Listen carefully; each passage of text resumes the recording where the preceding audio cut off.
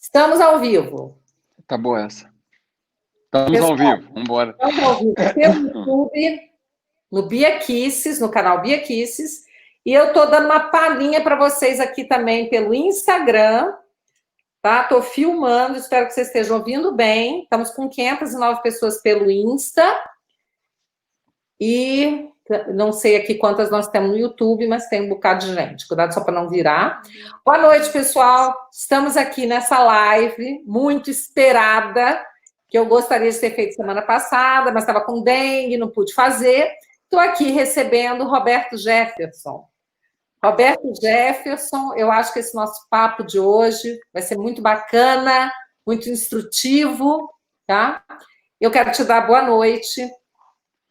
Boa noite, Bia. Tudo bem com você? Melhorou? Graças a Deus. Se não tivesse melhorado, eu tinha morrido. Te deu uma derrubada, né? Passou uns 15 dias, né? Foram, foi chikungunya? Chikungunya não, que você tem? foi a bendita da dengue, que está uma coisa horrorosa aqui em Brasília. Tá realmente assim, tal do mosquito. E tá bem ruim, que em Brasília está um surto grande. Mas, graças a Deus, estou bem, estou firme, né? Então, e muito feliz de recebê-lo aqui, para a gente poder conversar sobre o cenário político. As pessoas estão dando boa noite para você também, tá? Boa noite a todos. O meu abraço, o meu cumprimento. Boa noite. Boa noite a todos os seus seguidores. Muito obrigada. Me diz uma coisa, Roberto Jefferson. Você hoje, você é presidente do PTB. É isso? Sou. Presidente do PTB Nacional, já há alguns anos. Certo. Desde 2003, interrompi por 4 anos a presidência por causa de tratamento de doença e um período de prisão que eu passei. E voltei depois em 2016.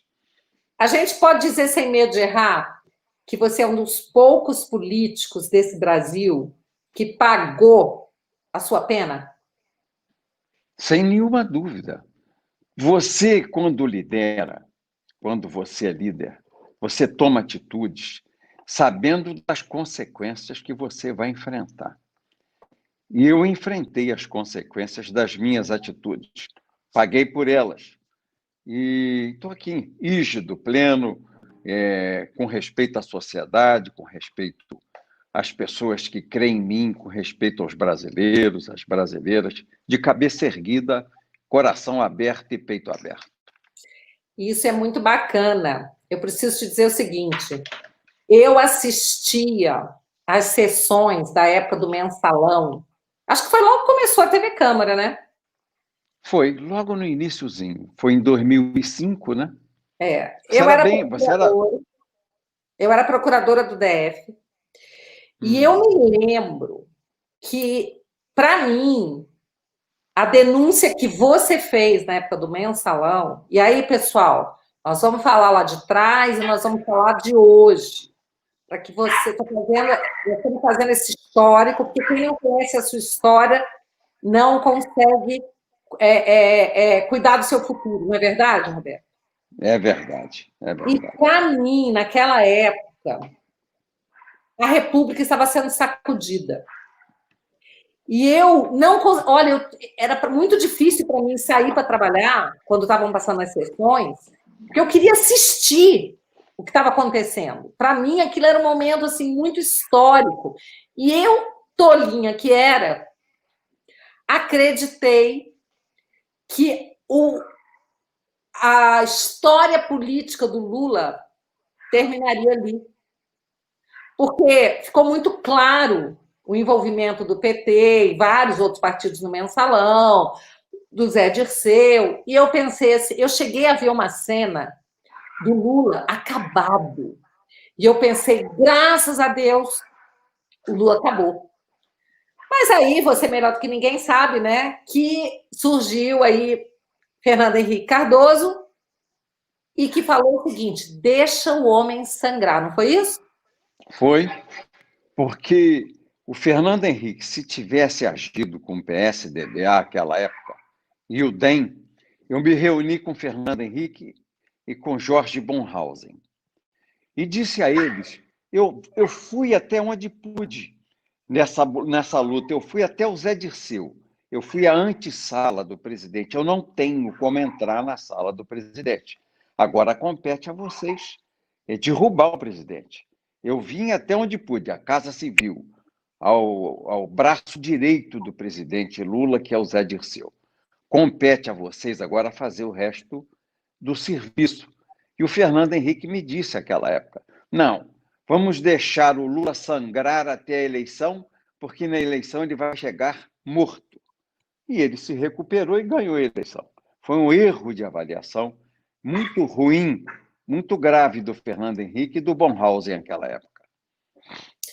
Hoje, vendo as atitudes do Fernando Henrique, você avalia como um erro de estratégia ou que foi uma estratégia dele para salvar o Lula, já que a gente percebe que, na verdade, eles são grandes amigos, eu diria até parceiros. E a cena do Fernando Henrique chorando de emoção a passar a faixa para o Lula, não me deixa mentir. O que você acha?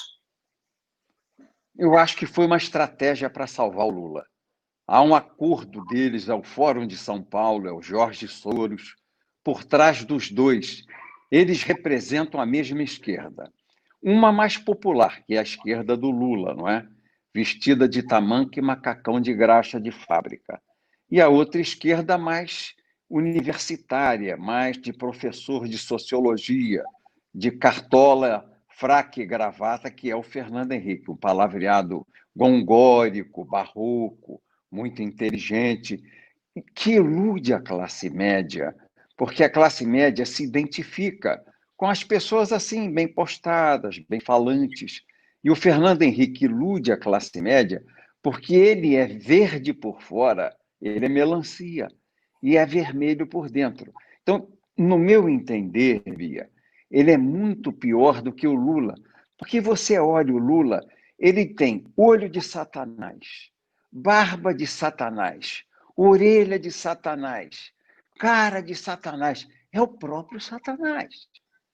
Mas o Fernando Henrique tem um ar angelical, ele parece assim um profeta, ele tem cara de um pregador do bem, mas no duro, ele tem a alma dos íncubos e dos súcubos.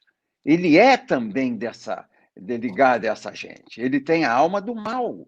Ele é comunista, ele é anticristo. Mas a gente crê que ele é parecido conosco, que é classe média, que ama a família, que ama a Deus, que ama a pátria, que ama a soberania nacional, que ama a nossa bandeira. Ele é diferente. Ele é internacional socialista. Ele é globalista, defende a Constituição única no mundo, o fim da soberania nacional, um governo único no mundo a partir da ONU. Quer dizer, ele é completamente diferente do que parece ser. E a gente se ilude com ele porque ele tem cara de santo. É o famoso santo do pau oco, que à época do Império Português existia, que as pessoas abriam o tronco, faziam um santo por fora, esculpiam um santo, abriam por dentro o santo, enchiam de ouro e fechavam para fazer o contrabando de ouro para a Europa. Santo do pau oco, o nosso Fernando Henrique. Pois é, então você concorda com a minha análise. Na verdade, não foi um erro, foi uma estratégia para salvar o seu parceiro, né, Lula. E tanto é que estão até hoje aí muito próximos. O Fernando Henrique, eu vi aí que ele tem feito 2, 3 lives por semana, aconselhando. É a tal história, você definiu perfeitamente bem. Você olha e vê o que é. O outro é disfarçado, porque as pessoas se deixam enganar por uma bela carinha, uma pessoa bem vestida, um bonito terno e gravata, uma voz bem colocada, coisa que o nosso presidente Bolsonaro não tem. Bolsonaro não tem pose. Bolsonaro, eu brinco, falo que ele é meio troglodita, homem das cavernas. Mas ele é exatamente aquilo que você vê. Você não compra gato por lebre com o Bolsonaro. também não compra com o Lula. Só que no caso do Lula, são os sindicalistas, os revolucionários, os comunistas, o pessoal do Foro de São Paulo que gosta. O Fernando Henrique é aquele tipinho que engana. E o Bolsonaro é aquilo que você vê. Ele é o que você vê. Ele é sincero, ele é honesto, ele é íntegro. Só que ele não agrada a turma do Foro de São Paulo. Ele agrada quem? Os conservadores e as pessoas que estão unidas exatamente para desmontar esse esquema. Aí, eu quero te fazer uma pergunta, tá? Fala, Nós amiga. podemos falar de tudo, sem censura? Eu posso te fazer a pergunta que eu quiser? Ou tem algum tema proibido? Não. Você só não pode perguntar por que eu raspei o bigode, porque está aqui na live uma foto minha. Você colocou uma foto minha de bigode e eu raspei o bigode. A única coisa proibida é você perguntar isso. Então, eu não vou perguntar. Mas é assim, eu sou uma pessoa muito transparente também. E eu gosto de trazer à baila os temas que ficam, às vezes, meio escondidos, as perguntas que as pessoas me fazem. Então, eu vou te dizer aqui, abrindo o jogo, tá? Uhum. Naquela época, eu assistia e eu pensava assim, meu Deus, precisam fazer uma estátua do Roberto Jefferson na Praça dos Três Poderes, porque esse homem está entregando o jogo, ele está entregando. E aí, né, muita gente falava, você é louca, quer que faça estátua em homenagem a ele também faz parte do jogo? Ok, vamos lá. Hoje em dia, tem pessoas que falam para mim, Bia, você não devia fazer live com o Roberto Jefferson, porque esse cara, ele participou de esquema, ele é bandido, aí eu falo alto lá. Ele é, como eu comecei a falar aqui nessa live, que eu saiba, um dos pouquíssimos políticos que errou e pagou pelo seu crime. Pagou pelo que fez de errado. Então, no momento que a pessoa paga, ela vira página. Ninguém pode ficar condenado para sempre, ok? Então, era isso que eu queria falar com você, para dizer que as pessoas às vezes me cobram, tá? Mas eu tenho essa convicção de que eu estou falando com uma pessoa de cara limpa. Estou falando com uma pessoa que ainda por cima, hoje, está do nosso lado dessa guerra. É uma pessoa que quer ajudar a limpar esse sistema. O que você acha disso aí que eu falei? Espero não ter ofendido, espero não ter sido grosseira. É como eu te falei, eu pedi licença para se a gente podia falar de tudo, tá? Tá, ô Bia, deixa eu falar uma coisa a você. O mensalão só existiu por minha denúncia, por minha confissão. Você repare que o Marcos Valério, que era o distribuidor de dinheiro do mensalão, quando perguntado se ele deu dinheiro nas eleições de 2004 ao PTB, para cumprir um acordo entre o PTB e o PT, 4 milhões de reais de 20, a primeira parcela de 5, ele disse que não me entregou nenhum dinheiro, nem ao PTB. Aí perguntaram ao Delúbio, tesoureiro do PT, Delúbio, vocês mandaram isso na justiça, lá na Comissão de Ética, na CPI da Câmara, vocês entregaram do PTB, por acordo aí de eleição, financiamento de eleição, 4 milhões de reais em mãos do PTB ao Roberto Jefferson. O Delúbio disse, não entreguei e não fiz isso. Perguntaram ao Genuíno, presidente do PT, ô Genuíno, você entregou ao Jefferson, ao PTB, 4 milhões de reais de acordo eleitoral? Não entreguei. Perguntaram ao Zé Dirceu, que era acusado de comandar tudo isso, se ele havia entregado ou mandado entregar esse dinheiro, e ele disse, não mandei entregar e não entreguei.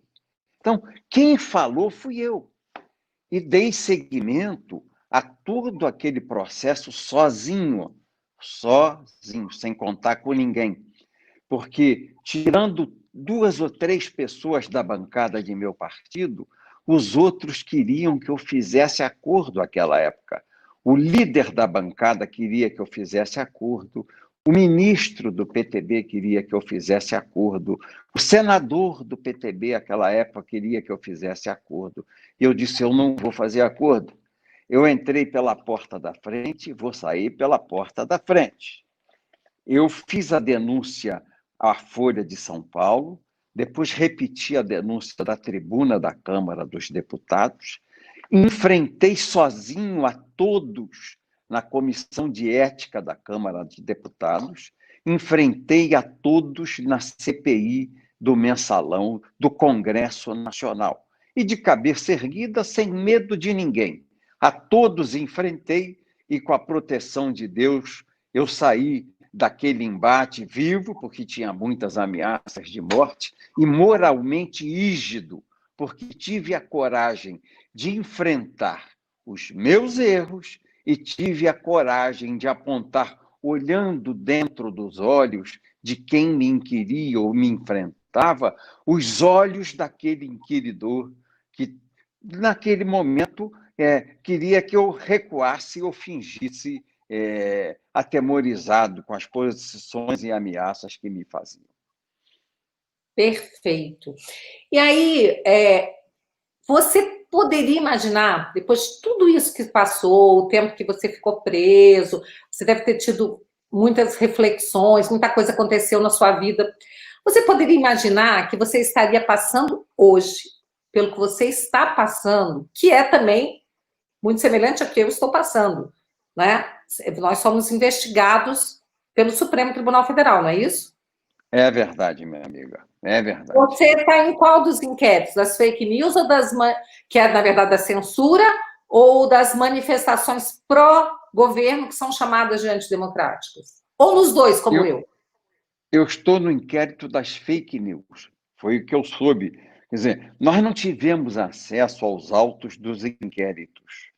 Eu recebi um pacotinho com 30 páginas, porque o ministro Alexandre de Moraes, infringindo a lei de abuso de autoridade no seu artigo 32, não nos deu, nem a mim, nem ao meu advogado e defensor, acesso aos autos do inquérito que ele preside, onde ele me indiciou e está me processando. Eu entendo que é fake news, pela documentação que nós analisamos, o pequeno número de páginas, porque nós não temos a integralidade do inquérito, temos apenas alguma coisa que diz respeito a nós. O anexo 70, o tal do anexo 70. Esse anexo 70. É só o anexo 70. Quer dizer, o início do inquérito, o objetivo do inquérito, a materialidade do inquérito, a portaria que instaura o inquérito, nós desconhecemos. Nós não podemos sequer discutir a legalidade da portaria que o instaura, porque ele não nos permite acesso à peça vestibular. Ele está impedindo as nossas defesas de acessar a integralidade do decreto. Ele incide no crime. E eu já fiz, o PTB fez uma representação com pedido de afastamento dele ao Procurador-Geral da República, porque é quem tem competência para denunciá-lo junto ao Supremo Tribunal Federal. Artigo 32 da Lei 13.869, de 5 de setembro de 2019. Negar ao interessado, seu defensor ou advogado, acesso aos autos de investigação preliminar, ao termo circunstanciado, ao inquérito ou a qualquer procedimento investigatório de infração penal, civil ou administrativa, assim como impedir a obtenção de cópias, detenção de 6 a 2 anos e multa. Quer dizer, é típica a ação do ministro Alexandre de Moraes. É uma ação típica, antijurídica e culpável. Ele é criminoso no crime de abuso de autoridade. Com toda a pompa que ele comete um crime que tem total tipicidade, antijuricidade, uma ação típica, antijurídica e culpável. Então, e não, o PTB... Não só esse, né? Não só esse. Tem o artigo 32, que é esse aí, mas também tem outros artigos e nos quais incidem até outros ministros, como o Celso de Mello, no caso de ter divulgado aquele vídeo. O Celso de Mello é o 28. É o 28. Nós também entramos com uma representação criminal também junto à Procuradoria-Geral da República, quando eu digo nós, o PTB, certo, que tem que ser feito pelo partido.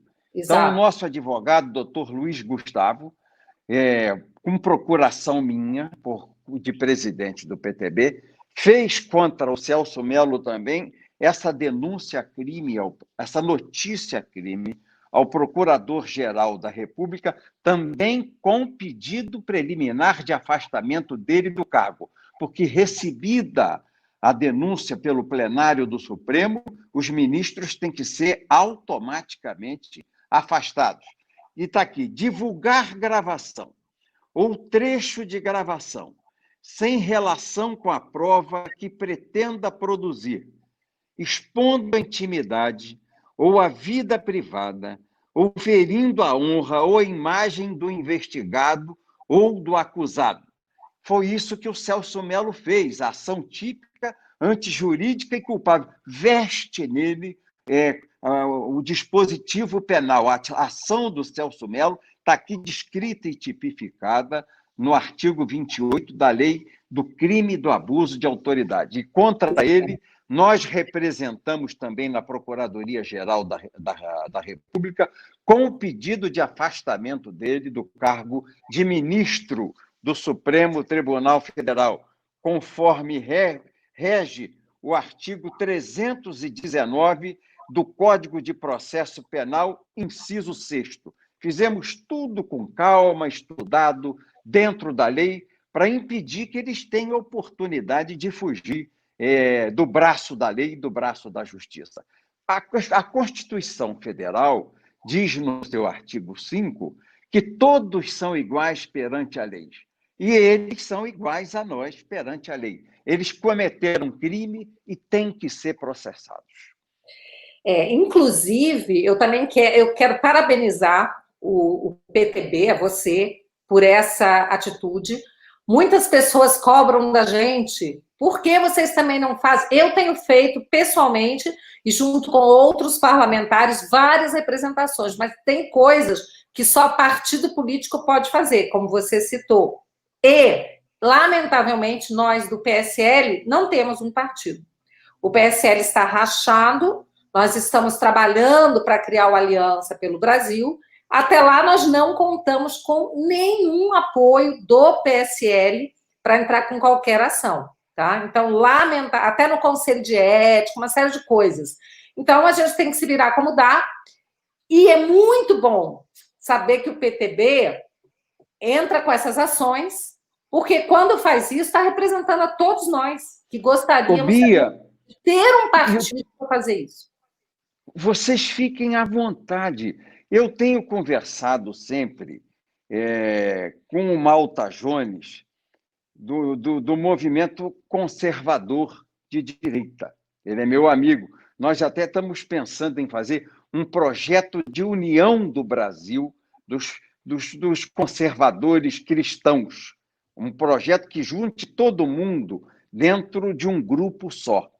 E eu conversei essa semana com um major brigadeiro e um general 4 estrelas. O vice-presidente da República está querendo montar, como tem o Foro de São Paulo, o Foro Brasil Conservador. E eu já disse que o PTB será signatário desse Foro Brasil Conservador, que fará uma contraposição ao Foro de São Paulo. E nós vamos fazer isso com as lideranças nacionais conservadoras e com as lideranças internacionais conservadoras. Então, eu estou te falando isso, essa semana eu não vou a Brasília, mas na 1ª de julho eu volto a Brasília, eu passei 15 dias, cheguei ontem aqui em casa às 2h30 da manhã.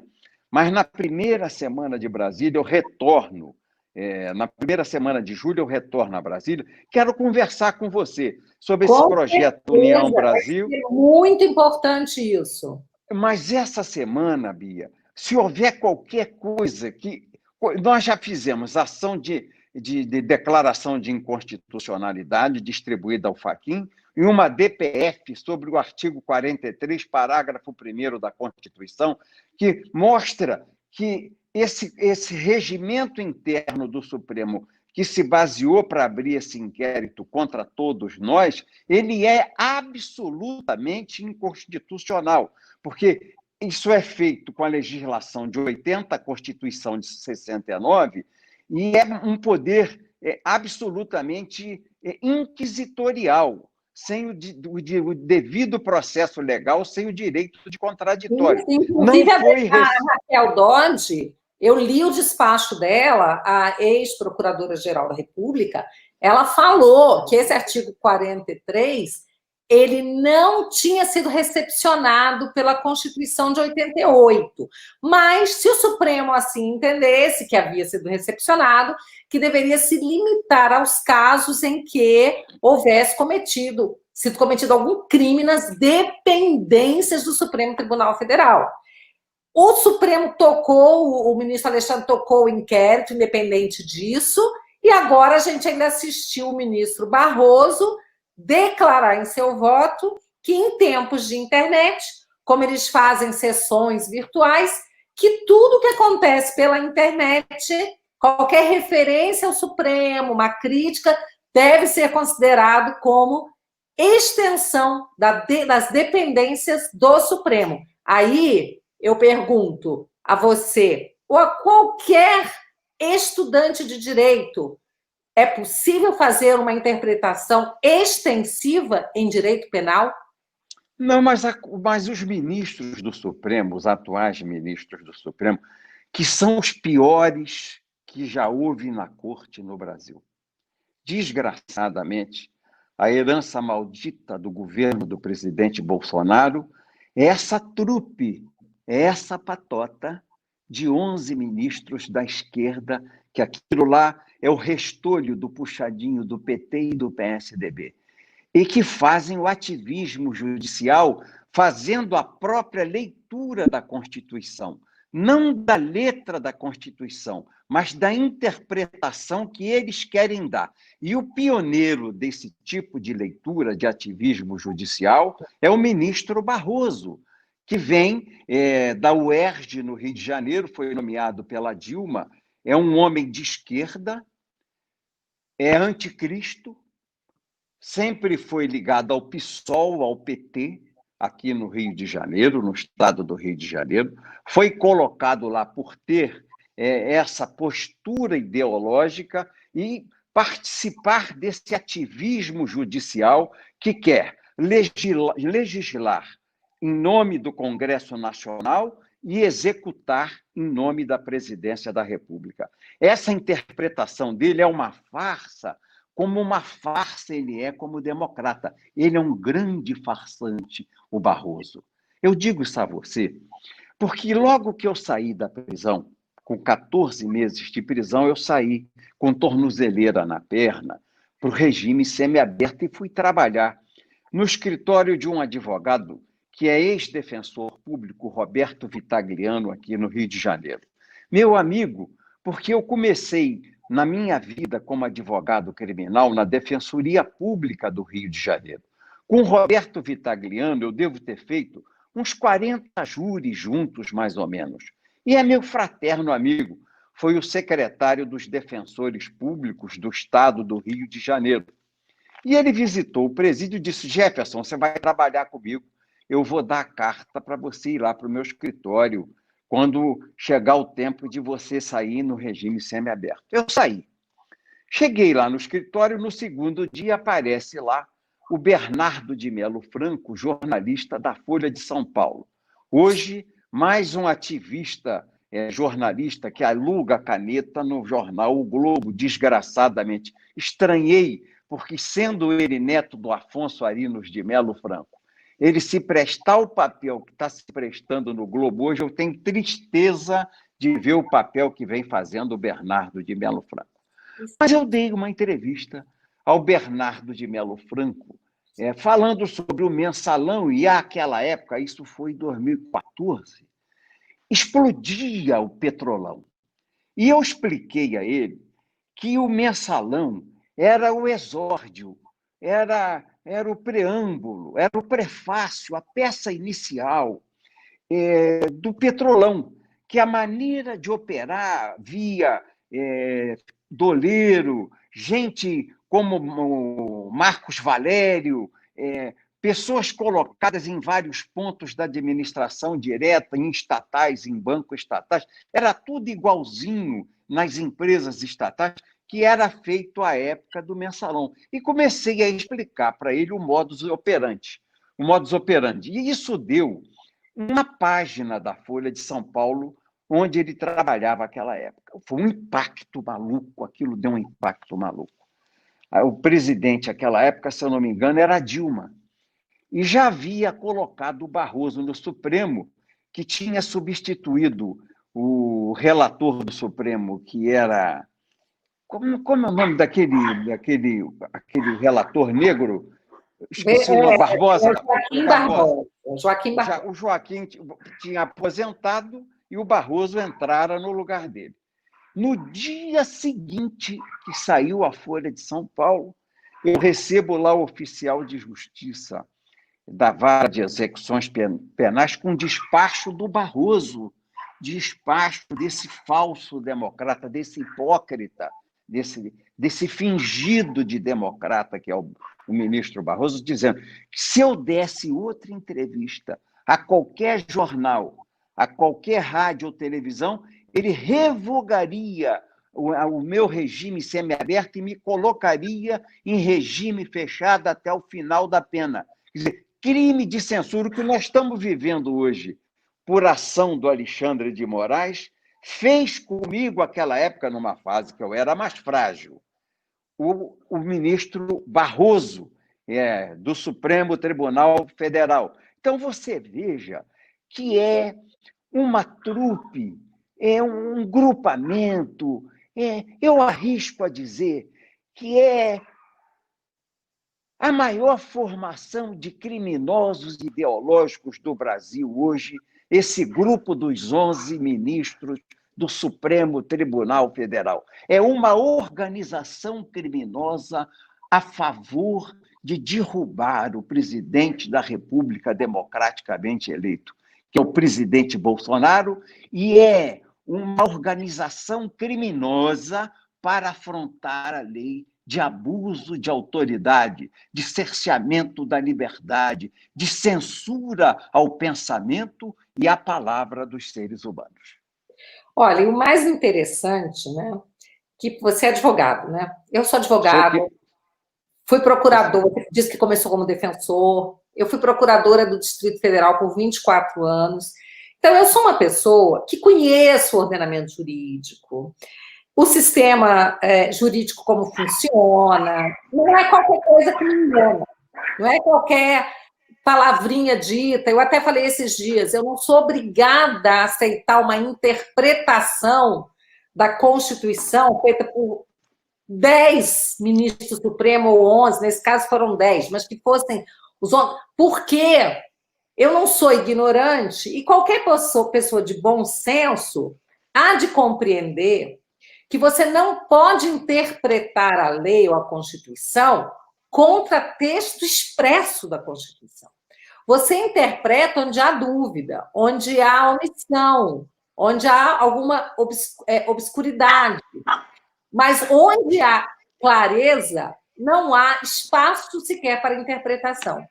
E é interessante que tem um acórdão do ministro Celso de Mello, numa questão eleitoral, em que o ministro Celso declarou o seguinte, eu sei porque eu citei esse julgado, esse voto dele em outras situações. Ele diz o seguinte, não pode o juiz, não pode a Suprema Corte interpretar a Constituição contra texto expresso da Constituição. Só que é exatamente isso que eles estão fazendo. Então, assim, se não há omissão, obscuridade, não há lugar sequer para interpretação. Como interpretar a lei na forma oposta àquilo que está escrito, que está posto na lei. Então, a gente tem isso se chama ativismo, e eu tenho dito que o ativismo ele é um verdadeiro câncer para a democracia.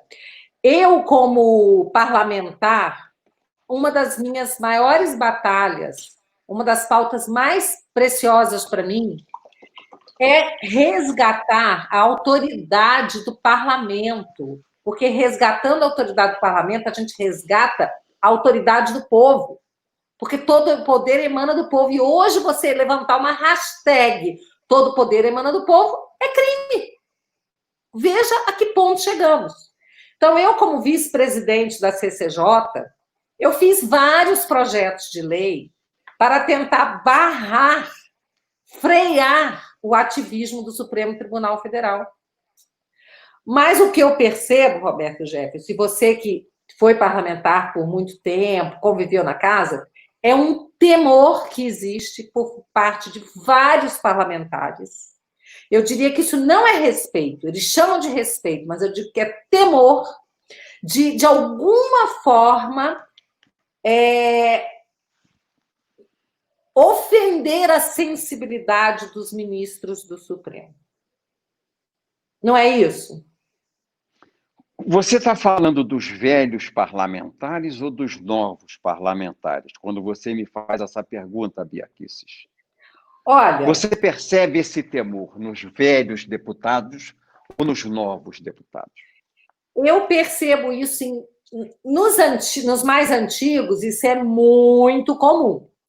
Nos mais novos, digamos, de primeiro mandato, nós temos várias pessoas que estão junto nessa briga, mas não o suficiente.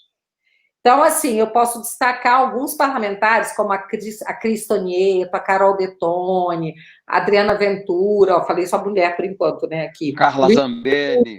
E Bragança, isso, Luiz Felipe Barros, Carlos Jordi, tem vários, por exemplo, o Henrique... o Ottoni de Paula. O Ottoni de Paula. Tem muitos outros. O problema da gente citar nomes é que a gente acaba deixando de citar outros. Mas pelo que eu percebo em você, os mais novos têm mais coragem que os mais velhos, não é isso? Eu acho o seguinte, a gente entrou com um propósito, uma missão de resgatar a autoridade do parlamento. E a gente não tem rabo preso. É preciso dizer em português. A gente não tem rabo preso. Agora eu vou te dizer uma coisa. Eu tenho dito para as pessoas que vão lá e falam assim, ai, Bia, você está preocupada, quem não deve não teme. Eu falo, isso é a maior mentira que você pode afirmar. A maior mentira que você pode dizer é que quem não deve não teme. Porque isso só funciona num sistema de uma justiça que funcione. Mas num sistema de justiça totalitário, como nós estamos vivendo, quem não deve, meu amigo, teme sim. Porque eu, sinceramente, eu não tenho confiança na nossa justiça. Sinto muito. Outro dia eu postei assim, se ainda houver justiça nesse país, ao final de tudo isso que estamos vivendo, a verdade haverá de vir à tona. Prevalecer. Uhum. Haverá de prevalecer, se ainda houver justiça, porque eu torço para que haja justiça, mas eu não posso ter essa confiança no momento em que nós estamos investigados, eu, no meu caso, em 2, você em 1, inquéritos absolutamente infundados. No caso do inquérito aí das chamadas fake news, que é o da censura, é totalmente legal, onde você tem um Supremo, em que você tem a suposta vítima, o investigador, o promotor, digamos assim, aquela pessoa que está te acusando, e o seu julgador. E no caso do outro inquérito, embora tenha começado por iniciativa da Procuradoria da República, isso não deixa as coisas mais corretas, não, porque não tem o menor fundamento. E aí tem um artigo da Lei de Abuso de Autoridade que diz que você começar uma investigação, uma acusação sem elementos, também é crime de abuso de autoridade. Então, assim, é tão absurda, tão distorcida a construção que eles fazem. Por exemplo, no meu caso, do deputado General Girão, do Guiga Peixoto, deputado Guiga Peixoto, da deputada Aline, sabe por que nós estamos no inquérito? Porque nós 4 contratamos no mês de março a mesma agência publicitária, que é da pessoa que faz a publicidade do Aliança pelo Brasil, para tocar as nossas redes. Eu contratei por 1 mês, outro contratou por 2, o outro ainda contrata. A mesma agência publicitária, gastando 5, 6 mil por mês, naquele mês, que é um valor irrisório, perto das lambanças que fazem aí com as agências de publicidade. E o serviço foi prestado. E o serviço foi tocar as redes sociais, editar vídeos, monitorar as redes. Não tem nem ao menos essa coisa de você pagar para impulsionar. Eu nunca paguei para impulsionar uma publicação que fosse. Nada, zero. Então, o serviço foi prestado, está lá, é limpo, é transparente, e nós estamos sendo acusados de formar uma organização criminosa para fomentar as manifestações antidemocráticas, que de antidemocráticas não tem nada, então, e com quebra do nosso sigilo bancário, fiscal, financeiro, tudo mais. Então, assim, é um escracho de um abuso de autoridade isso, tá? Assim, eu falei com o presidente Rodrigo Maia esses dias o seguinte, nem na época do mensalão, do petrolão, quebraram o sigilo de 11 parlamentares, 10 deputados e um senador. Porque eu digo o seguinte, tudo bem, se a pessoa está sendo acusada por corrupção, desvio de dinheiro, tem que quebrar mesmo. A nossa imunidade parlamentar não nos garante impunidade. Ela nos garante que as nossas palavras, votos, opiniões, manifestações são invioláveis. É isso que está no artigo 53 da Constituição.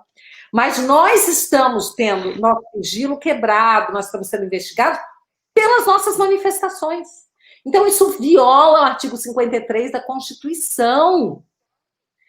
E assim, me deixa muito indignada, porque eu sou uma pessoa que sempre me pautei pelas leis, por fazer o que é correto, estou lutando como parlamentar para combater esse ativismo que é errado. Esse ativismo é errado. O Supremo, o Judiciário não foi feito para legislar. O Supremo não pode criar crime, e criou crime. Ele criminalizou a homofobia. Como é que você vai fazer uma denúncia por homofobia? Eu fico doida para saber. O promotor vai pegar e tipificar nas, sei lá, 60 páginas de voto do ministro Celso de Mello? Como é que ele vai tipificar a conduta? Se você aprende no primeiro dia de sala de aula de direito penal que não existe crime sem lei anterior que defina, nem pena sem prévia combinação legal. Então, o Supremo, há muito tempo, ele vem violando, né, o sistema democrático, que é da divisão dos poderes. E eu vou citar aqui o caso da sua filha. Eu não era ainda deputada. Eu era uma procuradora e era uma cidadã, digamos, ativista, porque eu estava ativa no meu exercício da cidadania. Quando impediram a posse dela como ministra do Trabalho, porque dizia que ela tinha ações trabalhistas, eu falei, meu Deus, o que é isso? Onde estamos? Que loucura é essa? Então, lá já foi um abuso muito grande que fizeram com ela. Assim como fizeram abuso com o Eduardo Cunha, o Supremo mandar ele sair da cadeira da presidência da Câmara, coisa que somente a Câmara dos Deputados poderia fazer, e afinal cassou o seu mandato, e aí é atribuição da Câmara fazer isso. Da Câmara, nunca do Supremo. E aí tá aí, né? O Renan Calheiros ignorou a decisão do Marco Aurélio, o despacho do ministro Marco Aurélio, para que ele se afastasse da presidência do Senado, e não aconteceu nada com ele. Aí eu te pergunto, por que você acha que não aconteceu nada com ele? Tem um ditado aqui na roça, aqui em Comendador Levi Gasparian, onde eu moro, que diz o seguinte: quem muito abaixa, mostra o fundo. A Câmara abaixou demais e ficou exposta com o seu fundo. O Renan enfrentou a ilegalidade e não deu nada contra ele. Eu, se sou o Cunha, o Eduardo Cunha, tinha peitado aquela decisão, que na época foi aquele ministro que morreu na queda do avião. O Teori Zavascki tomou contra ele, porque quem muito abaixa mostra o fundo. Você ocupa o poder que é seu, ou outro vai fazer isso por você. O problema da Câmara, a meu ver, Bia, é que a gente elege presidentes altamente comprometidos com irregularidade. Você falou no Rodrigo Maia. O Rodrigo Maia tem 4 denúncias contra ele no Supremo Tribunal Federal de crime de lavagem de dinheiro e corrupção passiva. O mesmo se dá com o Alcolumbre. Quer dizer, eles têm o rabo na gaveta do ministro-presidente do Supremo Tribunal Federal. O assessor parlamentar do ministro-presidente do Supremo, se o Rodrigo fizer uma gracinha de dizer eu vou pautar aqui um pedido de CPI dos deputados contra o Supremo Tribunal Federal, vai lá o assessor parlamentar do presidente do Supremo diz, olha, doutor Rodrigo Maia, eu sou um homem tão bom, o senhor não mexe com a gente que a gente não mexe com o senhor. Tem 4 processos seus, lá tem um que o procurador, Nossa Senhora, pediu 15 anos, imagina, o senhor vai sair preso de lá, igual foi o Eduardo Cunha, vai ser cassado, vai ser condenado e vai para a cela. A mesma coisa eles mandam dizer ao Alcolumbre. Quem processa ministro do Supremo é o Senado. Quem processa senador é o Supremo. Então, eles fazem um pacto. Olha aqui, vamos viver nessa harmonia. Você senta em cima do nosso problema que nós sentamos em cima do de vocês. Com isso, por eleger esses presidentes da Câmara e do Senado que têm rabo grande no Sancotó, vocês perdem a liberdade como chefe de parlamento. Isso não acontecia com o doutor Ulisses Guimarães, isso não acontecia com o Nelson Marquesan, isso não acontecia à época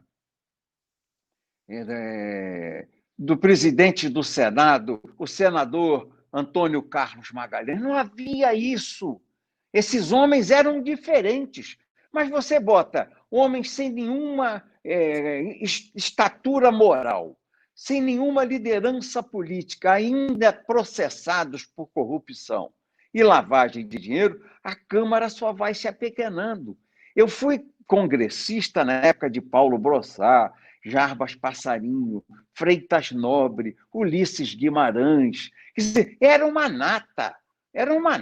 O Afonso Arino de Melo Franco era um timaço que não se rendia a reganhos de um boboca lobista com toga de ministro de Supremo, porque o Supremo deixou de ser um lugar de juristas para ser um coletivo de lobistas. Todos aqueles ministros que foram para lá, à exceção de 2 que tinham carreira de juízes, na magistratura do trabalho, a juíza Rosa Weber e o Marco Aurélio Collor de Mello têm carreira como juiz do trabalho. Os outros foram de lobby de advogado. E advogado de esquerda. Eu conheci o Fachin à época do projeto da Marta Suplicy, da União Civil do Homossexual. Ele era o advogado dos homossexuais do Brasil e era advogado do Movimento Sem Terra do Brasil. Subiu no palanque da Dilma 2 vezes, quando ele era ministro do Supremo e quando ele era professor universitário.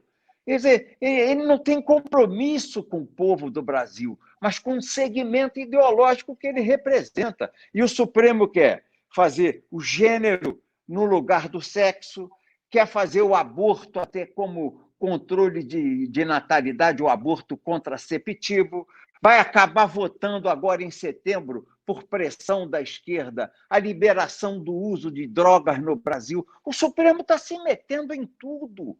Virou uma casa de... Você veja, em setembro vai presidir o Supremo Luiz Fux. Que história terrível tem o Fux, que era advogado, virou desembargador, terminou no STJ e foi para o Supremo. Ele pediu ao Zé Dirceu para ser ministro, o Zé Dirceu tem contado como foi, prometendo absolver o Zé Dirceu e todo mundo no mensalão, que o mensalão não existia, que era um absurdo. E lobby da ex-mulher do Sérgio Cabral. Como é o nome dela, amor? Adriana Anselmo, de quem beijou o pé quando foi eleito, foi nomeado pela presidente Dilma, pelo presidente Lula, ministro do Supremo, foi lá, beijou o pé da mulher do governador. Quer dizer, Deus me livre, esse homem vai ser presidente do Supremo. Hoje, o presidente do Supremo é um garoto que era o chefe da assessoria parlamentar do PT, depois foi o chefe do jurídico da Casa Civil, sabia de tudo que estava acontecendo. É o amigo do meu pai, tem denúncia da OAS, do Léo Pinheiro da OAS, que reformou a casa dele em Brasília, fazendo favores não republicanos ao homem que hoje preside o Supremo Tribunal Federal. Esse processo do fim do mundo, esse inquérito do fim do mundo que nos acusa, foi um vazamento feito por dois fiscais da Receita Federal, dois auditores que auditaram as contas de declaração de imposto de renda e patrimônio do presidente do Supremo e do Gilmar Mendes. E encontraram um patrimônio incompatível com a renda. Esses caras não declaram imposto de renda, você é obrigado a publicar todo ano o seu vencimento e o seu patrimônio, e esses funcionários públicos, por nomeação, porque diante do povo, o ministro do Supremo é inferior ao deputado e ao presidente. Eles não são poder, eles são órgão. Poder é quem tem voto do povo. Eles são órgão do judiciário. Órgão do judiciário. Nem eleição esses homens têm e se acham com a capacidade de querer pisar num representante eleito do povo pelo voto e pela vontade do povo. É muito abuso. Esse inquérito que nós estamos sendo acusados dentro deles começou com denúncia de corrupção contra 2 ministros do Supremo. E eles quiseram abafar, não é? O ministro... Como é o nome do presidente do Supremo, amor? Estou com a cabeça ruim. É o Dias Toffoli. O Dias Toffoli e o Gilmar Mendes. E não fizeram do ministro Alexandre de Moraes por sorteio juiz natural. Foi escolhido para fazer o que está fazendo, porque é um homem sem escrúpulos. Ele era advogado do PCC. Ele não gosta que a gente diz isso, mas a gente tem que dizer. Ele era o advogado do PCC. Ele advogou para Transcooper, que era grupo de empresa de ônibus que lavava dinheiro do entorpecente do PCC em São Paulo. Ele não gosta que se diga isso. O seu Alexandre de Moraes, ele não gosta que a gente diga isso. Mas ele levou para o Supremo, só para eu concluir, o caráter dos clientes dele do PCC. Ele tem a audácia dos canalhas, Bia. Esse homem, esse Alexandre de Moraes, tem a audácia dos canalhas. Ele é alta periculosidade. Era secretário de segurança, metido com gente da pior qualidade, que a gente tem que ficar de olho aberto com ele, que ele é capaz de fazer qualquer negócio para esconder a mulher dele, a Vivi, que acabou levando à prisão do nosso Oswaldo Eustáquio, porque ele contou a história da maçã dela. Isso é um assunto que você vai entrar e nós vamos falar daqui a pouco. Tá, eu quero dizer o seguinte também. Hoje, a gente acabou de receber a notícia de uma decisão do ministro Celso de Mello, pelo seguinte, eu e vários outros deputados, Carlos Jordi, Felipe Barros, acho que a Carla Zambelli, vários deputados, nós entramos com um mandado de segurança contra a nomeação da Joyce como diretora ou secretária de comunicação da Câmara dos Deputados. Porque a Joyce, ela era líder do PSL, né? Depois de ter saído de líder do governo no Congresso, ela virou líder do PSL e, como líder do PSL, ela foi uma desgraça. Ela perseguiu todo mundo que não era do grupinho dela, tirou a gente das comissões, trocou o pessoal da CPMI das fake news, tirou a Carol Detoni, o Felipe Barros, o Jordi Zambelli, botou só o povo que quer derrubar o presidente Bolsonaro, que é do PSL, mas a turminha do Bivar. Então, ela aprontou todas, né? E saiu agora e entrou o Felipe Francischini na liderança do PSL. Eu estou com esperança de que, com isso, a gente consiga ter mais paz dentro do PSL para a gente poder cumprir as nossas atribuições. Mas aí, a Joyce foi alçada a secretária de comunicação da Câmara. E nós... Quem nomeou ela? Foi o Rodrigo Maia. Não conte nunca com ele. Não, nós nunca conte com ele. Nós entramos no Supremo, nós entramos com uma representação para ele, mas ele até me falou que o cargo é do PSL, e que foi o PSL que indicou, ele não teria como não colocar. Então, o que nós fizemos? Nós entramos no Supremo para dizer que a Joyce é uma pessoa que está aí, apareceu aí com esses áudios dela, falando para o povo criar perfil fake, usar CPF, né? Ela não falava, mas a assessora falou que o único jeito de criar mais perfis era com CPF, que era para me atacar a Carla, atacar o Eduardo, atacar o Carlos, todo mundo. Então, a Joyce é uma pessoa que essa tá na cara, se existe gabinete do ódio, é no gabinete dela. Se existe robô, é no gabinete dela. Então, uma pessoa como essa jamais poderia estar à frente da comunicação da Câmara. Ela, inclusive, começou a usar o tweet da Câmara para dizer que declarações de deputados eram fake news. Esse tem cabimento, um negócio desse. Então, o Marcel Van Hatten e o Paulo Ganin, por exemplo, disseram que a gente aprovou uma lei que permitiria que o agente de saúde ou a polícia entrasse na sua casa para ver se você estava ou não de máscara. Você e seus convidados. E aí ela falou assim, isso é fake news. Não é fake news. Essa lei, ela dá margem a essa interpretação. Mas não pode uma deputada usar o Twitter da Câmara para dizer que o outro deputado está fazendo fake news nas declarações dele, inclusive no plenário. Então, é tanto absurdo. Mas aí eu quero chegar no seguinte, o ministro Celso de Mello, hoje, ele indeferiu o nosso pedido, dizendo o seguinte, que a atribuição para nomear o secretário é privativa do presidente da Câmara. E que, então, o judiciário não pode se miscuir, não pode decidir. Interessante isso, né? Porque eles não acharam isso quando se tratou aí da nomeação do diretor-geral da PF. Ele simplesmente, o Ramagem foi lá e mandou, e suspendeu a nomeação, o Alexandre de Moraes suspendeu a nomeação do Ramagem e não teve nenhuma voz no Supremo para dizer que não, que isso era atribuição privativa do presidente da República. Então, 2 pesos, 2 medidas, não é? É isso que a gente vê.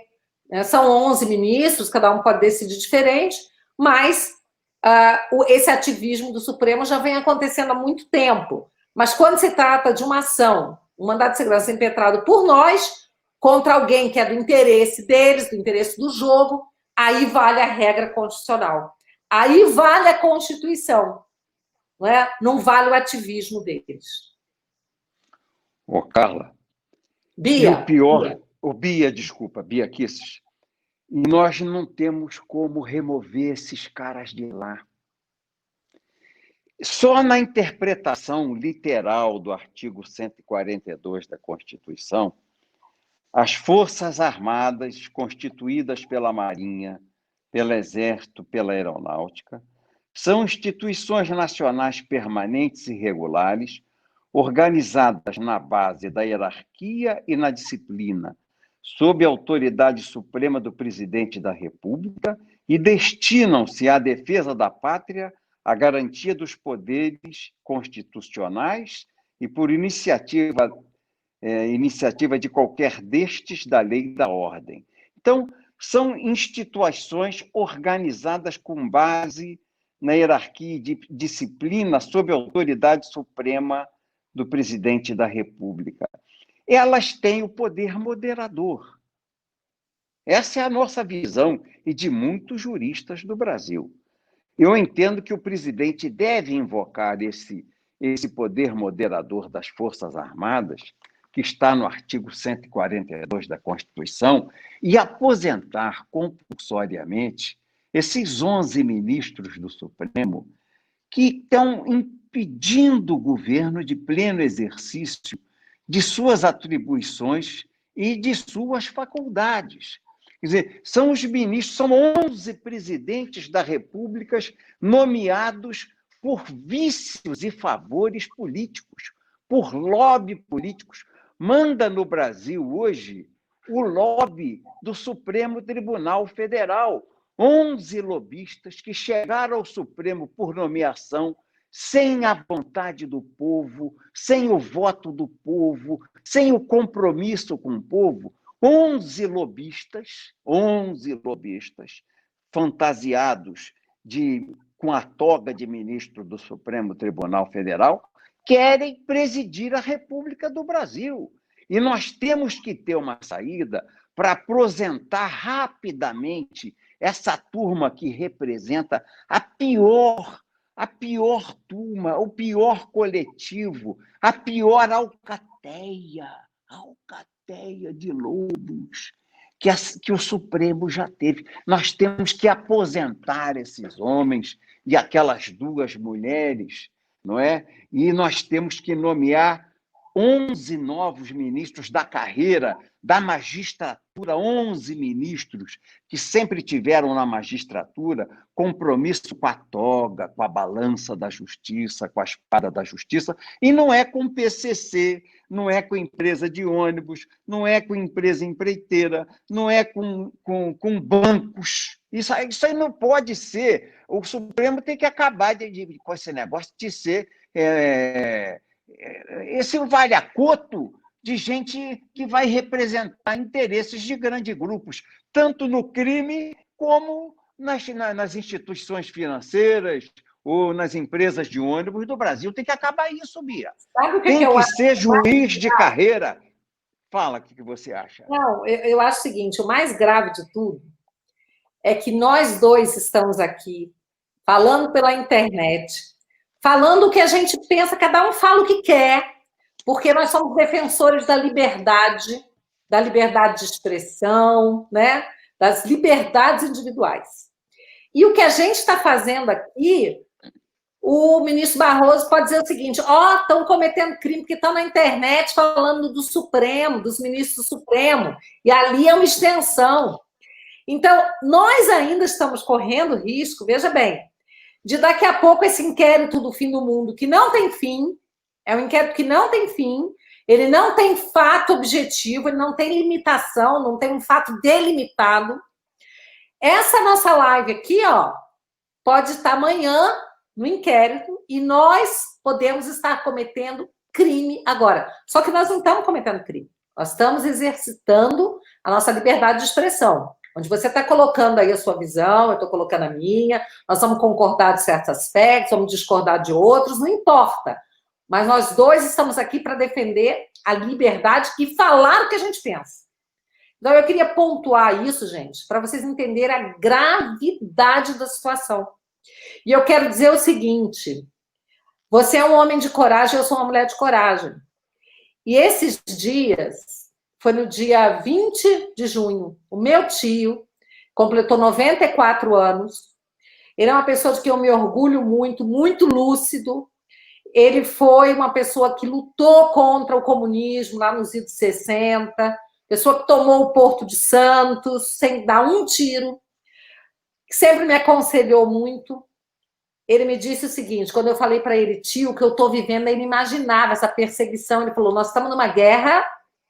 E você está do lado certo. Então, fique firme, não esmoreça, porque a vida sem coragem não vale a pena ser vivida. Então, eu quero pontuar isso aqui, porque o que nós estamos fazendo requer, sim, coragem. Porque nós sabemos que nós já somos investigados. Pelo quê? Por fazer isso aqui que nós estamos fazendo.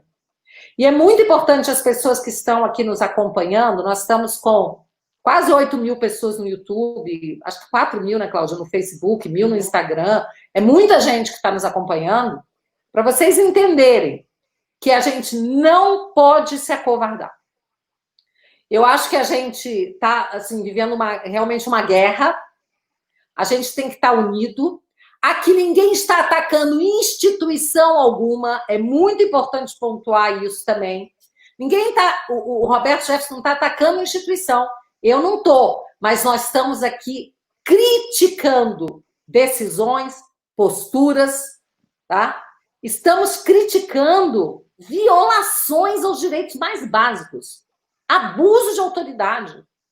E eu não vou me calar enquanto eu tiver voz, enquanto não tamparem a minha boca com essa CPMI das fake news, esse inquérito da censura, enquanto não taparem a minha boca, eu vou falar. Porque uma vida sem coragem não vale a pena ser vivida. Vamos lá, Roberto. É com você. Ô, Bia, eu entendo que esses 11 membros do Supremo não é o Supremo. A nossa Corte Constitucional é sagrada, não é? Ela tem que estar aberta para o equilíbrio dos três poderes e para a harmonia da democracia. Porque a maior sensação de democracia que o cidadão tem é quando a justiça é feita. Quando você percebe que a justiça é feita, você vive o regime da lei. Essa é a democracia, o regime da lei. Mas nós temos, dentro do Supremo, uma ORCRIM. É uma organização criminosa para praticar delitos de abuso de autoridade, para praticar abusos contra a harmonia dos três poderes, para conspirar contra um governo cristão honrado, honesto, que é o governo do presidente Jair Messias Bolsonaro. O que está havendo contra o Bolsonaro? Ele não rouba e não deixa roubar. Havia uma harmonia entre os poderes desde a redemocratização. Eu fui deputado federal à época do general Figueiredo e fui cassado no governo Lula. Então, eu passei pelo general Figueiredo, eu passei pelo Tancredo, que morreu, eu passei pelo Sarney, eu passei pelo Collor, pelo Itamar, pelo Fernando Henrique e pelo Lula. Todos eles, mais depois, a dona Dilma e o seu Temer fizeram toma lá da cá. O que é toma lá da cá? A harmonia entre os poderes. Toda ela na base de acertos e corrupção. Você veja, o presidente agora, o presidente Jair Bolsonaro, tirou lá de Itaipu, da Binacional Itaipu, um lugar de um cargo diretivo que dava mordomia aos ministros do Supremo, que eles viviam fazendo convênios na Binacional Itaipu para viajar à Espanha, a Portugal, a França, a Inglaterra, com passagens de primeira classe e hotéis de 5 estrelas, tudo pago pela Binacional Itaipu para os ministros do Supremo Tribunal Federal. Então, essa harmonia se dava em governos anteriores por explorar o povo, por corrupção, por essas atitudes que não são patrióticas. Os deputados, os senadores, indicavam gente na administração direta, indireta, nas estatais, para fazer caixa para si e para o partido. Isso era o toma lá da cá. É isso que a gente chama de harmonia, né? Hoje, inclusive, eu conversei com um advogado, foi interessante.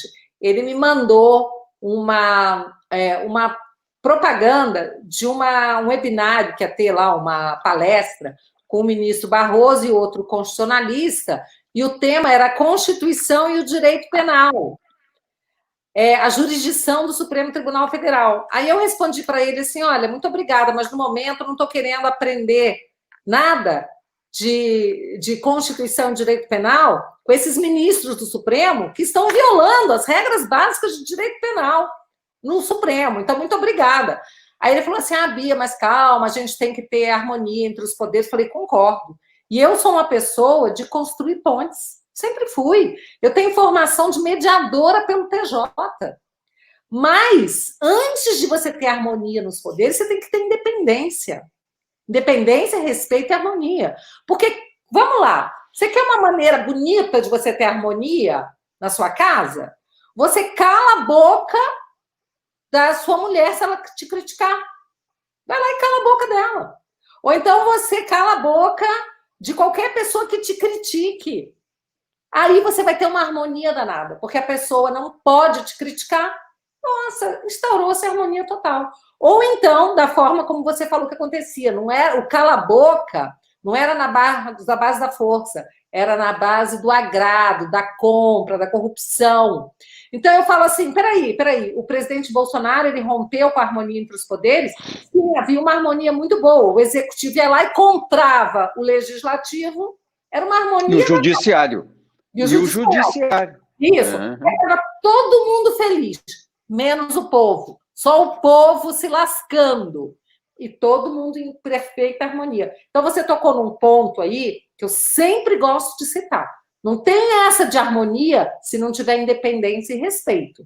Então, independência e harmonia. Agora, enquanto um ou dois poderes se unirem contra o presidente da República, que harmonia que vai ter? Agora, independente disso, quero dizer o seguinte: eu sou uma pessoa que, no que eu puder ajudar a construir pontes, trabalharmos por essa harmonia, contem comigo, desde que essa harmonia não seja forçada, não seja falsa, não seja usurpando o poder do presidente ou usurpando o poder legislativo, como no caso agora dos parlamentares que estão sendo perseguidos por falarem o que pensam e por apoiar o presidente. Ô, Bia, vai chegar agora a eleição da Câmara e do Senado, dia 1º de fevereiro, não é isso? Não votem em alguém que tenha rabo preso. Tem que ser uma exigência dos parlamentares novos. Tudo bem, você é bacana, fala bonito, mas você tem rabo no Supremo, você tem processo na Justiça, você é cotó. Você está metido com corrupção passiva e lavagem de dinheiro? Não pode presidir essa casa, porque você vai ficar com o rabo na gaveta do presidente do Supremo e a casa perderá a sua independência. Não pode eleger para a presidência da Câmara alguém que fique sob vara dos ministros do Supremo Tribunal Federal. Isso aí é uma condição para a independência mesmo de ação da Câmara dos Deputados e do Supremo Tribunal Federal. Façam campanha, denunciem e contem comigo. Para fazer essa denúncia, eu vou dar voz a vocês para ampliar também por aqui, pelo meu pequeno espaço, mas eu vou ampliar para você. Esse deputado não pode ser, porque ele tem tanto e tanto de pedido de condenação. E por isso ele vai tirar a independência do Legislativo, que vai ficar um poder subalterno e desmoralizado diante do Supremo Tribunal Federal. Então, nós temos que ter cuidado com o próximo presidente da Câmara, porque você veja o que fez o Rodrigo. Entregou o parlamento e colocou o parlamento de cócoras diante dos 11 urubus que festejam com aquela saia preta o Supremo Tribunal Federal. Deixa eu te perguntar uma coisa. Você tem, além de presidente do partido, você tem projeto para voltar ao legislativo? Qual que é assim? Como que você vê o seu projeto político? Bia, depende. Eu vou esperar a decisão dos meus companheiros. O PTB está se agigantando, está crescendo muito. E eu ficando solto, eu fui presidente do PTB sendo deputado federal. Não fui um bom presidente. Por quê? A gente que é bom deputado, e eu fui um bom deputado sempre, como você é uma boa deputada, eu entrava às 8 da manhã e saía 2 da madrugada, 1 da madrugada. Você sabe que é E as assim. pessoas dizem que político não trabalha. Meu Deus, a Não, gente tem mais quem vida. diz isso é a velha imprensa, é a canalhada da Globo, é a canalhada da Band, essa turma aí da Folha de São Paulo, do Jornal Globo, essa turma diz isso porque concorre com o parlamentar na opinião pública. Ela quer ser a dona da pauta. A mídia velha, a velha mídia quer ser a dona da pauta e quer fazer do congressista geni. Então, ela concorre com o congressista. Mas nós que somos congressistas na origem, sabemos Que a gente chega lá de manhã, aquela coisa horrorosa que foi feita por um comunista, aquele lugar que você não vê a luz do dia, não sabe se é dia, se é noite. A gente entra, tem luz do lado de fora, quando chega 8 da noite, a gente não sabe se é dia, se é noite, perde a noção do tempo, a temporalidade. É verdade, totalmente. A gente perde dentro do Congresso Nacional.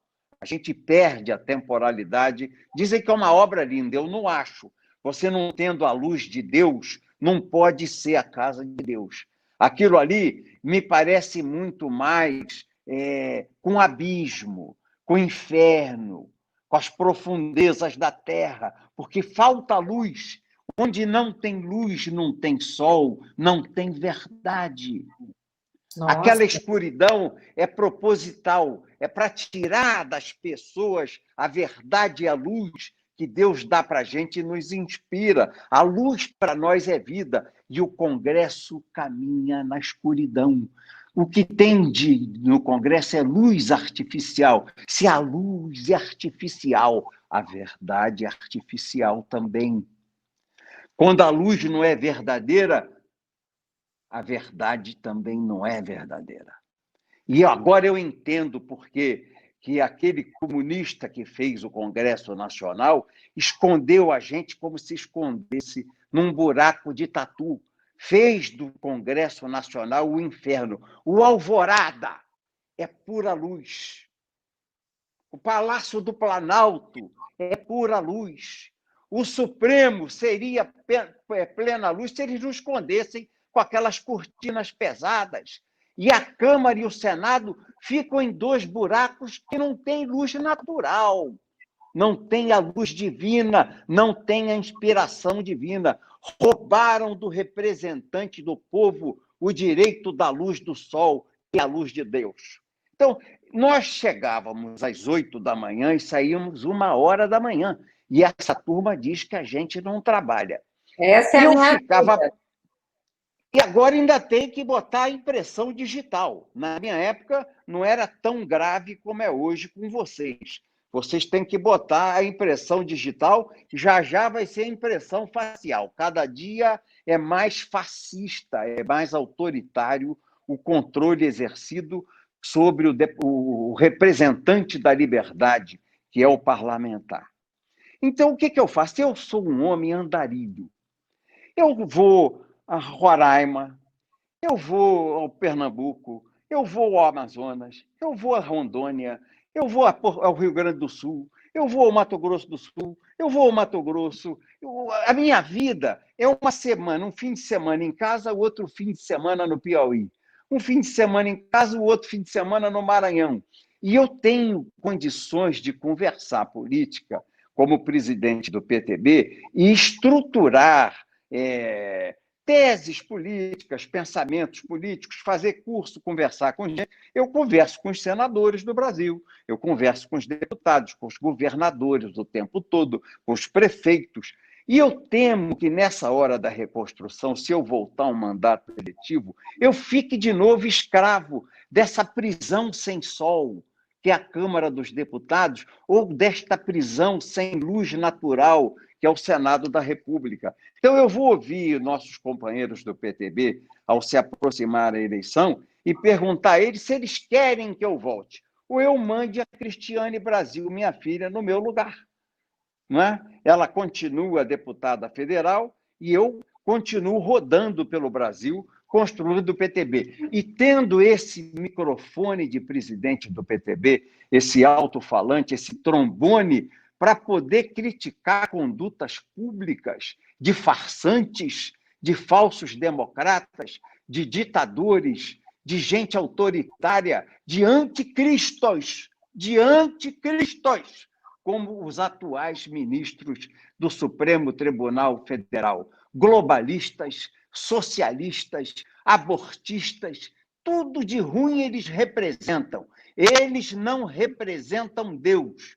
Aquela roupa de abutre, aquela roupa de urubu, diz bem a alma que eles têm. A cor da capa é a cor da alma daqueles 11 homens que estão lá, com mais 2 mulheres no Supremo Tribunal Federal. Mas eu posso dizer isso daqui, ó. né? Eu descasco em cima deles. Eu não os reconheço como ministros.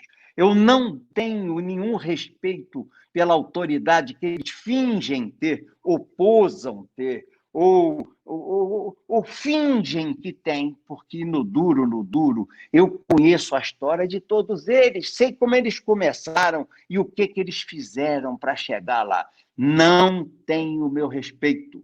Não representam um povo do Brasil, não foram eleitos, não vieram na carreira de magistrado, não vieram na luz da toga, não vieram no respeito da justiça, não vieram no sagrado da espada, vieram pelo lobby partidário e representam o que tem de pior, a esquerda do Tucano e a esquerda do PT. Deus me livre desse atual grupo de pessoas, dessa Orcrim, que comanda e dirige o Supremo Tribunal Federal. Para você saber, uma das minhas primeiras medidas, e que foi uma promessa minha de campanha, por sinal, e que, graças a Deus, eu consegui as assinaturas para essa PEC.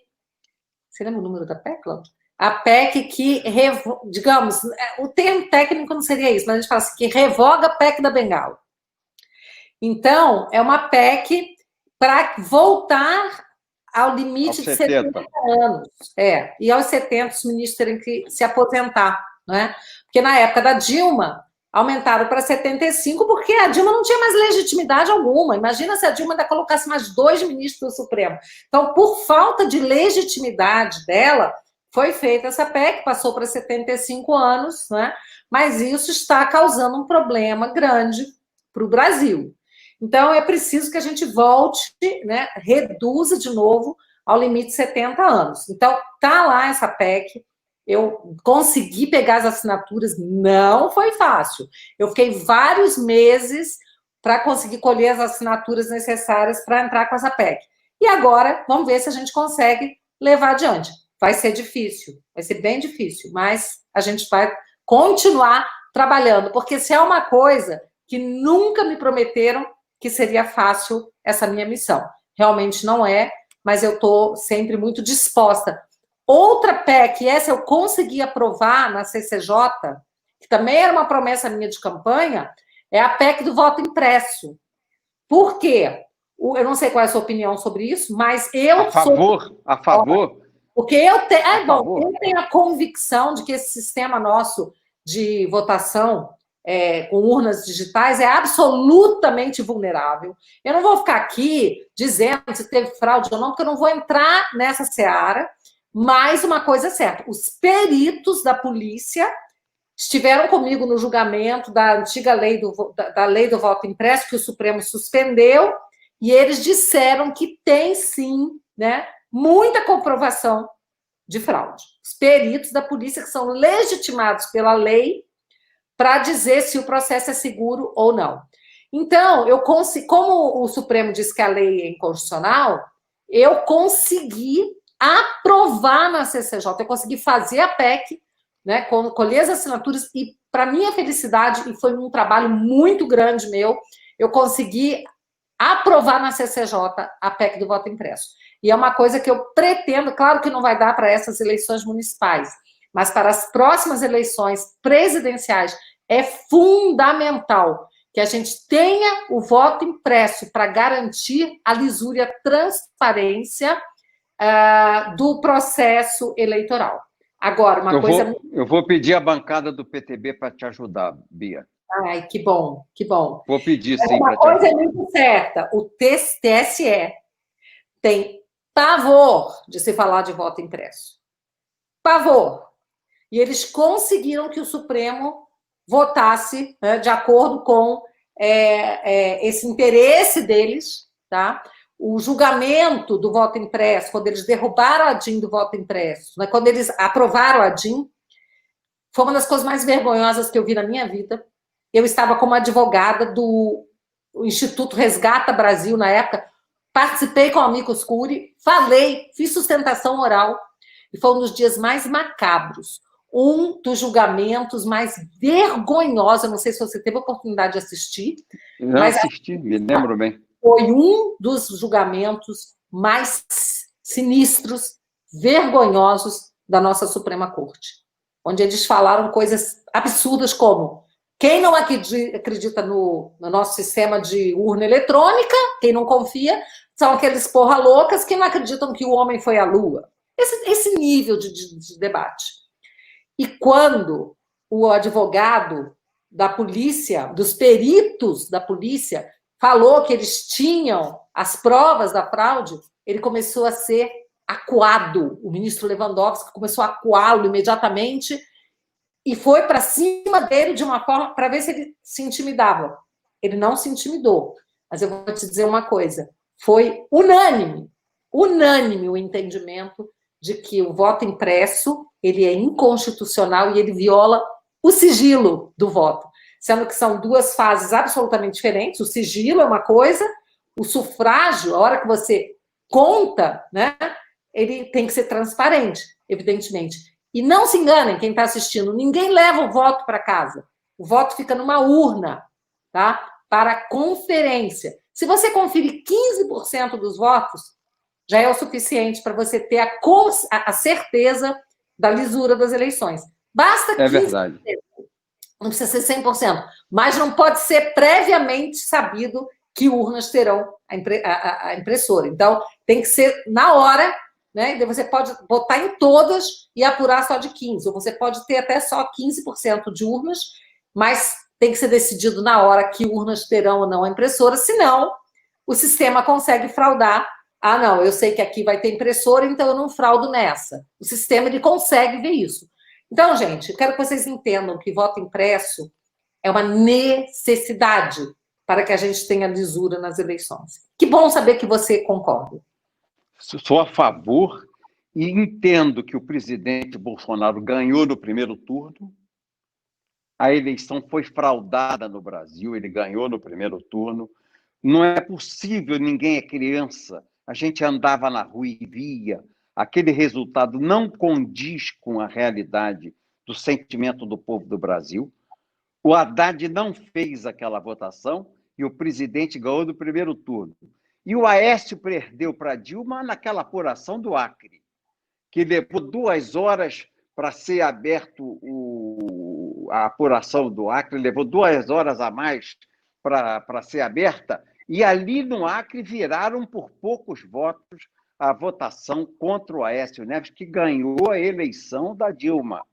Ele não podia ter cumprimentado a Dilma, porque ele sabe que perdeu no mapa, no mapeamento.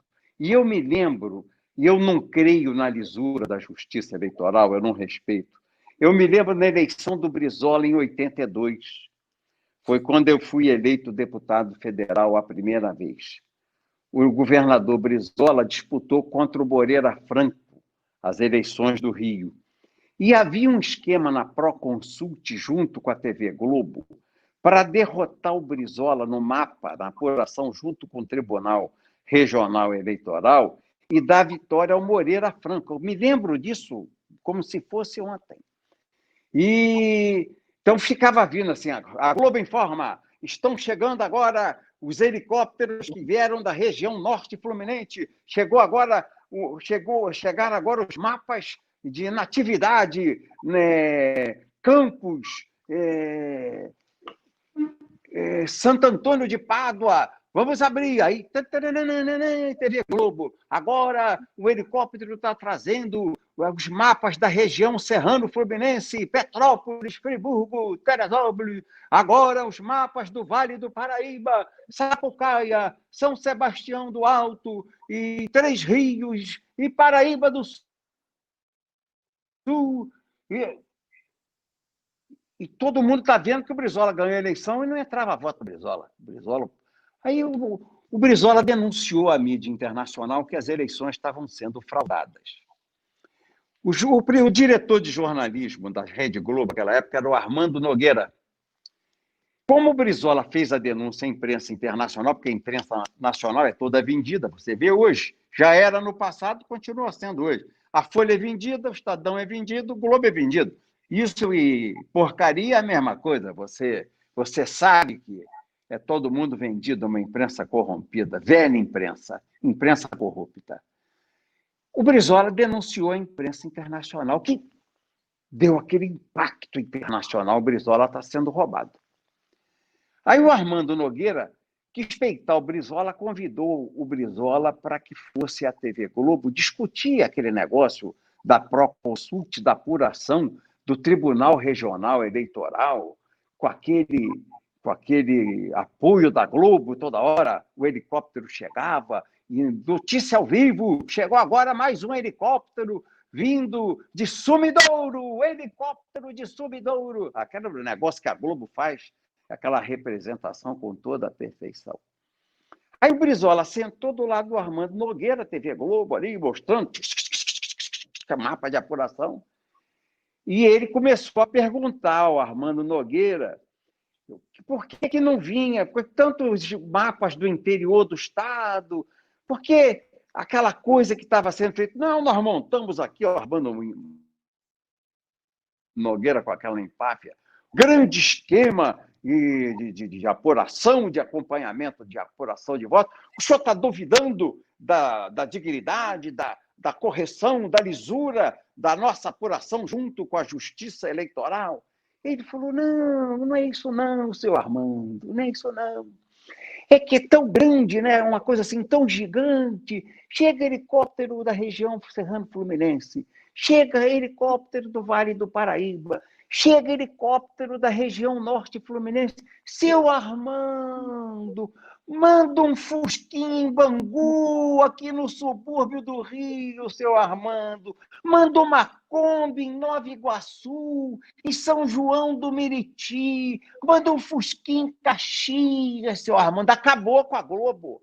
Acabou com a Globo. E, no final, estava nítido que o Brizola tinha sido roubado, porque elegeu a maior bancada estadual, a maior bancada federal, fez quase todos os prefeitos do Rio de Janeiro, quase todos os vereadores do Rio de Janeiro, que havia voto vinculado, e ganhou a eleição do Wellington Moreira Franco. Então, nós vimos que houve uma brutal manipulação eleitoral de votos na campanha de 82, que se repetiu em 86.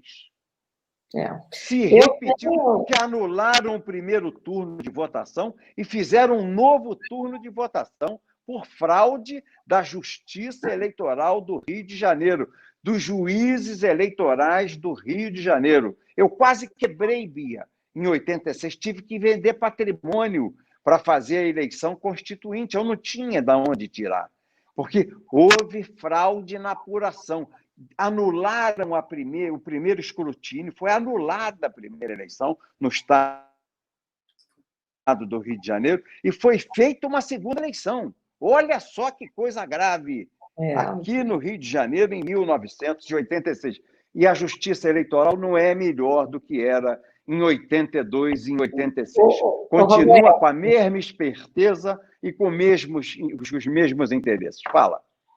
E a Justiça Eleitoral brasileira é o único órgão, agora, quer dizer, agora o Supremo está conseguindo chegar perto, mas é o único órgão que legisla, porque a nossa Justiça Eleitoral, ela legisla. Veja aí que ela faz tudo por resolução ou jurisprudência. Veja aí que agora o ministro Fachin quer entender que pode existir abuso de poder religioso para anular a eleição. Isso não tem previsão legal, mas eles legislam, eles executam, né? A Justiça Eleitoral é um órgão executor, vai lá e executa a eleição, eles fiscalizam e eles julgam.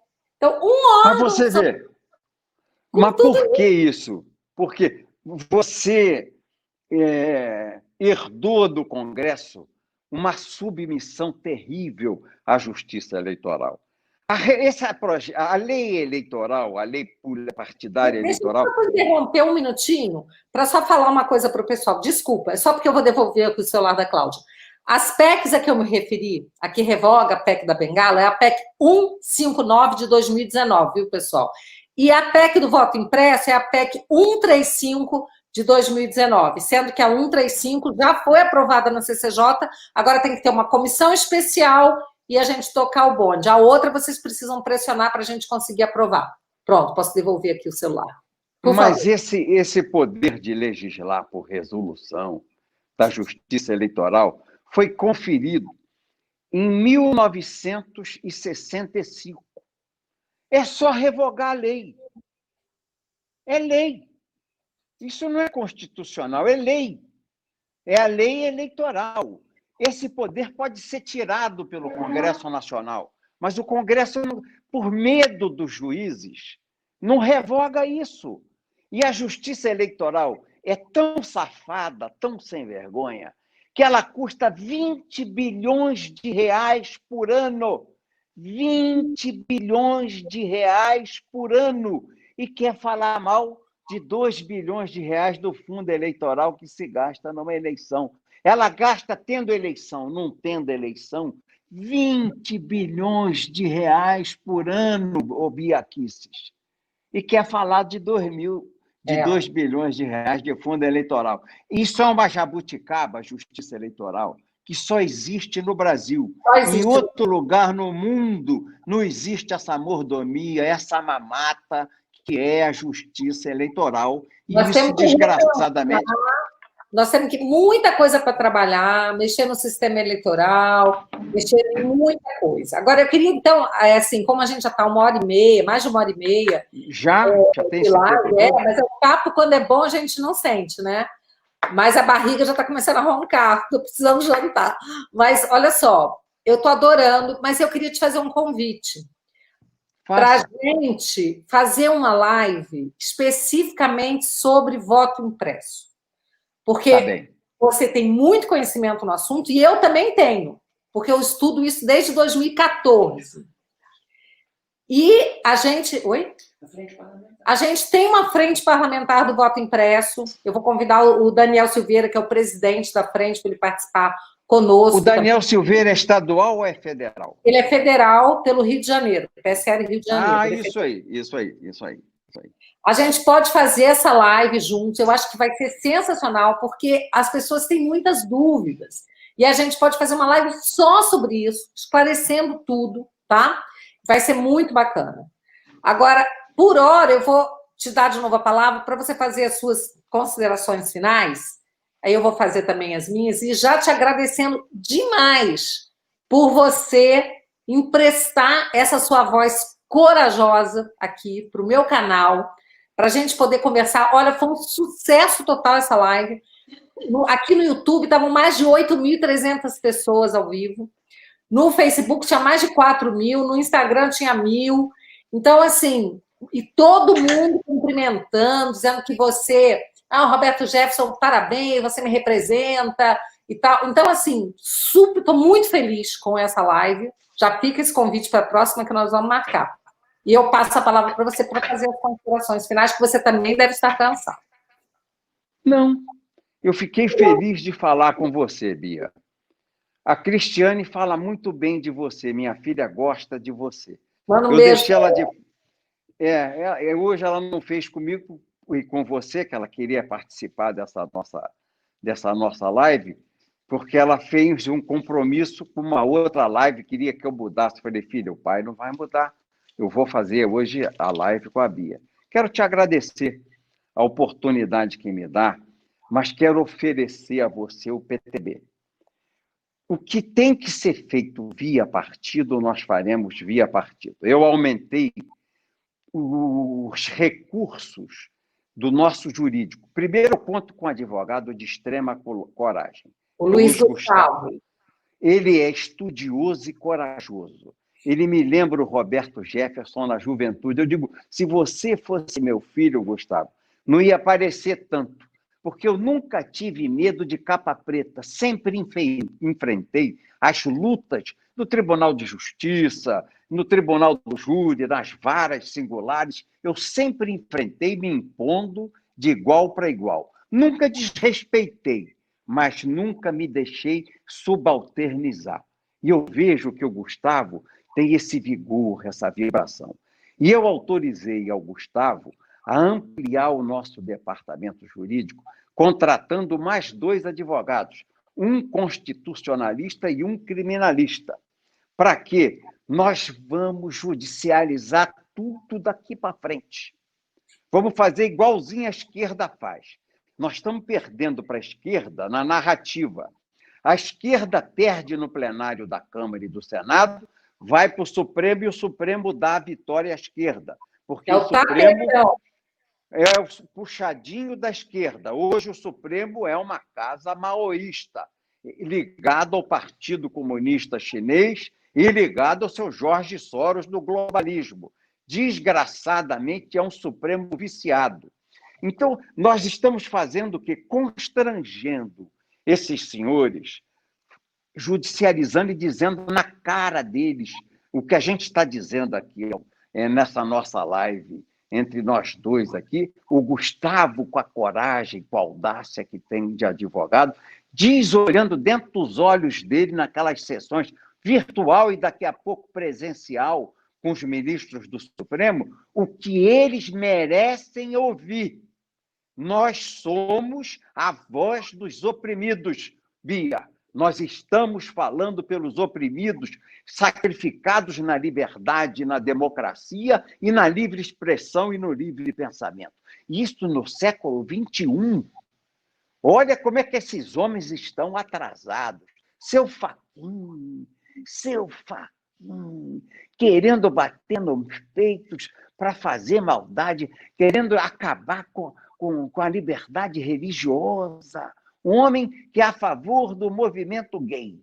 Um homem que é a favor dessa violência do movimento armado dos sem terra. Agora quer acabar com a liberdade de culto. Esse homem que é um anticristo, que é o seu Fachin, não é advogado de nada, tudo dele, o voto é lido, ainda gagueja para ler, não sabe nem ler. Mal jurista. Jurista é daquele que empresta juro, porque jurista hoje no Supremo é quem empresta juro. Não tem nenhum jurista de nomeada que o povo do Brasil possa respeitar. Ao jurista Toffoli tem que dar gargalhada. O jurista Lewandowski, como é que ele foi ministro do Supremo? Qual é a carreira dele de jurista? A mulher dele era a maior amiga da dona, da esposa do Lula que faleceu. A mulher do Lewandowski era da dona Marisa Letícia, a maior amiga da Marisa Letícia, e por esses méritos ele virou ministro do Supremo para fazer esse tipo de papel que ele faz. Então, eu quero te dizer o seguinte, para encerrar. Quero te dar uma ideia de uma emenda constitucional. Se não for pelas Forças Armadas, o poder garantidor das Forças Armadas, ou garantidor ou moderador. Nós estamos apelando para... Mas, Roberto Jefferson, de que jeito que você quer que faça? Aí um ato institucional do poder garantidor ou do poder moderador. Mandar tudo para casa. Show, urubu! Show daqui, gente ruim. Vão embora daqui. Vão com o demônio, não é com Deus, porque eles não representam Deus. Vão com o demônio que colocou vocês aqui. Mas se as nossas Forças Armadas não fizerem isso, eu queria te dar uma ideia. Uma PEC aposentando todos esses 11. Uma PEC que diz extraordinariamente, esses 11 ministros são aposentados e serão imediatamente substituídos por outros 11 a serem nomeados pelo presidente da República com o apoio do Conselho Nacional de Magistratura, que indicará a lista tríplice ao presidente da República. Faça uma PEC assim, que a gente possa levantar no Supremo, dentro do Congresso Nacional, um pouco de coragem, um pouco de dignidade dos parlamentares e mostrar ao Brasil que nós não somos governados por aqueles homens sombrios, aquele bando de urubus que tenta nos calar e, tirando um pedaço daquela toga, amarrar nossa boca, nos amordaçando. Viva a liberdade, viva a democracia, viva a nossa pátria Brasil, viva Deus, viva a família. Bia, eu venho de uma família temente a Deus, muito temente a Deus. Meus avós, meus bisavós vieram do Líbano no final do século XIX, quando os perseguidos os cristãos pelos muçulmanos, eles todos cristãos. Vovô Ibrahim fez uma trova que está na lápide dele, que é a base da nossa formação, é um mantra para a nossa família, para a minha família, meus filhos, meus irmãos, meus tios. O vovô Ibrahim tem isso escrito na lápide dele, era uma trovinha que ele recitava e que passou para nós esse sentimento que eu quero dizer a você. Vovô escreveu uma trovinha que dizia assim: na bandeira cabe a pátria, por maior que a pátria for. Numa hóstia pequenina cabe Deus, nosso Senhor. Que vovô cria na pátria, cria na bandeira, cria em Deus, cria na família. Esses são os valores que nós esposamos. Cria na liberdade. E na liberdade religiosa, e na liberdade de expressão. Então, por isso nós morremos. Por isso que eu creio que o nosso Bolsonaro vai suplantar tudo, porque o exército que ele tem com ele é um exército de gente crente como você e de gente crente como eu. Os mortadela, o exército mercenário, não morre por um ideal. Nós vertemos sangue pelas ideias que nós recebemos como legado de nossos antepassados, de nossos bisavós, de nossos avós e de nossos pais. Quero dar um abraço a você e dizer a você que se precisar de sangue ou da mão armada com a espada da justiça, também pode me chamar, pode me convocar para a luta. Ela é verbal ou pode ser em qualquer outro campo. Eu estarei perfilado ao lado desses credos que você defende também. Era isso que eu tinha a dizer. Nossa, que bacana, muito lindo. Além de tudo, você é poeta. Gostei do seu avô, Ibrahim, e gostei também de muita coisa que você falou sobre a luz da verdade, sobre a arquitetura daqui.